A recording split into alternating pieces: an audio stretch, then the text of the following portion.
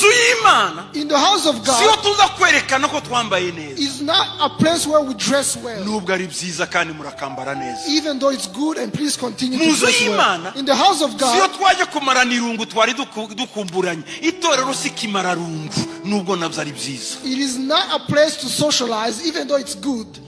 Aha mu nzu y'Imana In this siyo house tuba of twaje God, kureba basokoje neza n'abiyogoshesheje. it's not to come and see who combed their hair well. Tuba twaje muri network y'ijuru, We have come to a network of mu heaven. ruganda rutugorora. It is a company, a factory that shapes us. Turi mu bitaro bituvura, We are in a hospital that heals us. turi mu marira y'intimba avamo ibisubizo. We are in the tears of grief that have solution. Harakabaho itorero, The church should remain. harakabaho itorero, Long live the church. harakabaho itorero. Long live the church.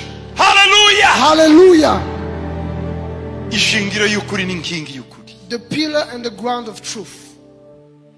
Hari abantu bamwe bavukiye mu itorero ntibamenya izo ndangagaciro ndimo mvuga. Bagira ngo ni ibintu bisanzwe, urabyuka mama akakujyana na papa ugakura ugakorera amanyanga mu itorero, nombere hari ntashanje mikubamwo, turamenya itorero. I'm sorry.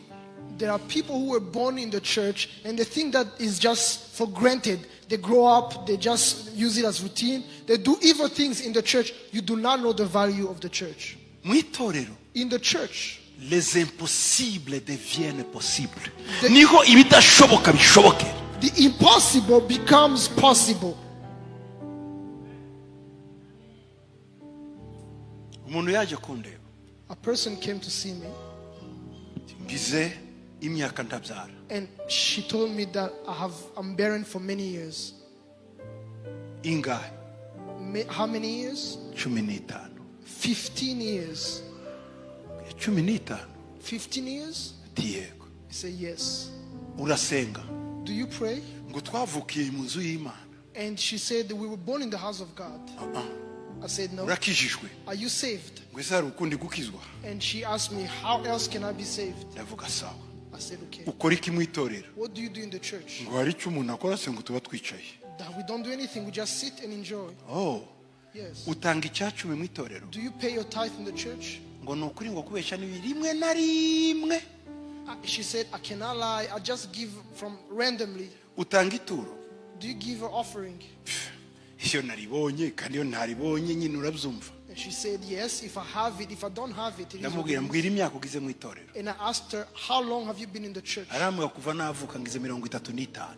And she said, I've been in the church for 35 years since I was born. Ngo ukiri muto?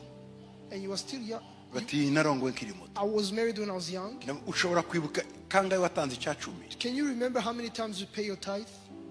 Arambwira ngo sinzi ngo ariko ndikarenze nk'icumi. She told me, I don't know, but it's not more than 10 times. Ndamubwira rero, And I told her, nta gitangaza wabona. you cannot have a miracle. Genda wishuri ibirarane byose by'icyacumi. Go and pay all your debts of the tithe. Nurangiza uze ngusenge. And then come back and... Ngo nayashobora arangana gute? And she said, I cannot find that money.